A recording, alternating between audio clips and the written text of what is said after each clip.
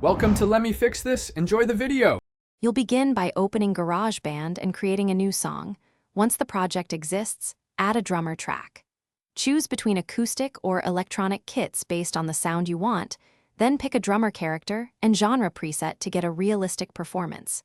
Make sure to set the tempo and time signature now, because those guide groove and fills. After you confirm these choices, GarageBand generates a pattern you can immediately audition, which saves time before you edit parts.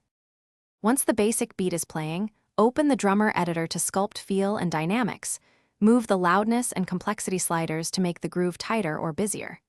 If you need different sections, drag and duplicate blue regions, then tweak each region's fill and pattern to add variation. For precise control, convert a region to MIDI and edit individual hits. Alternatively, edit sounds in Kit Designer to swap cymbals or change tom tuning. This combination gives both macro control and micro detail. To finish, mix the drums by adjusting track fader, pan, and add gentle compression and EQ to fit the band.